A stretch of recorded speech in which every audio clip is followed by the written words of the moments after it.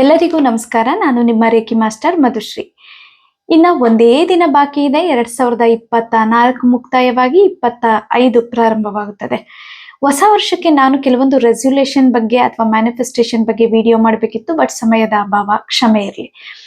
ಈಗ ಏನಾಗುತ್ತೆ ಅಂದ್ರೆ ನಾವು ರೆಸಲ್ಯೂಷನ್ ಮಾಡ್ಕೋತೀವಿ, ಮ್ಯಾನಿಫೆಸ್ಟೇಷನ್ ಮಾಡ್ಕೋತೀವಿ, ಏನೇ ಮಾಡಿದ್ರು ಅದನ್ನ ಫಾಲೋ ಅಪ್ ಮಾಡಲ್ಲ. ಹೊಸ ವರ್ಷಕ್ಕೆ ನೀವು ಒಳ್ಳೆಯ ರೀತಿಯಲ್ಲಿ ಆಚರಣೆ ಮಾಡಿ ಹಾಗೂ ಈ ರೆಸಲ್ಯೂಷನ್ ನ ಫಾಲೋ ಅಪ್ ಮಾಡಿ.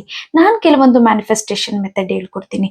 ನ್ಯೂ ಇಯರ್ ದಿನ 11 ಗಂಟೆಗಾದ್ರೂ ಸರಿ, ಬೆಳಿಗ್ಗೆ ಆದ್ರೂ ಸರಿ, ಸಂಜೆ ಆದ್ರೂ ಸರಿ, ಈ 11 ಗಂಟೆಯ ಸಮಯದಲ್ಲಿ ನೀವು ಒಂದು ವೈಟ್ ಶೀಟ್ ತಗೊಂಡು, ಗ್ರೀನ್ ಸ್ಕೆಚ್ ಪೆನ್ ಅನ್ನ ತಗೊಂಡು, ಈ ಒಂದು ಬ್ಲಾಕ್ ಸ್ಕೆಚ್ ಪೆನ್ನು ಕೂಡ ತಗೊಳ್ಳಿ.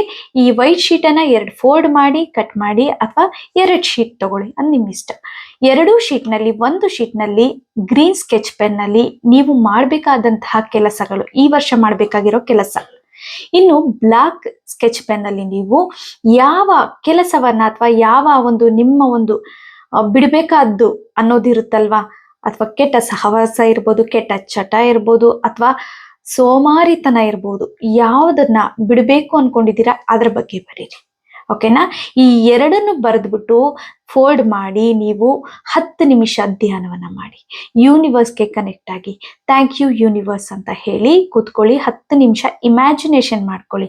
ನಿಮ್ಮ ಈ ವರ್ಷದಲ್ಲಿ ನೀವು ಮಾಡಬೇಕಾಗಿರೋ ಕೆಲಸ, ಮನೆ ಕಟ್ಟೋ ಕೆಲಸ ಇರ್ಬೋದು, ಅಥವಾ ಒಳ್ಳೆ ಕೆಲಸ ಇರ್ಬೋದು, ಪ್ರಮೋಷನ್ ಇರ್ಬೋದು, ಅಥವಾ ವಿದ್ಯಾಭ್ಯಾಸದ ಬಗ್ಗೆ ಇರ್ಬೋದು, ಆರೋಗ್ಯದ ಬಗ್ಗೆ ಇರ್ಬೋದು, ಪ್ರತಿಯೊಂದನ್ನು ಕೂಡ ನೀವು ಈ ಬರ್ಕೊಳ್ಳೋ ಅಂತ ಸಮಯದಲ್ಲಿ ಏನಂತ ಬರೀತೀರಾ ಅಂತಂದ್ರೆ, ನಾನು ಮನೆಯನ್ನ ಕಟ್ಟಿದ್ದೀನಿ, ಅಥವಾ ನನಗೆ ಪ್ರಮೋಷನ್ ಸಿಕ್ಕಿದೆ, ನನ್ನ ವಿದ್ಯಾಭ್ಯಾಸ ಪೂರ್ಣವಾಗಿದೆ, ನಾನು ಆರೋಗ್ಯವಾಗಿದ್ದೇನೆ, ಈ ರೀತಿಯಲ್ಲಿ ಬರ್ಕೊಳ್ಳಿ.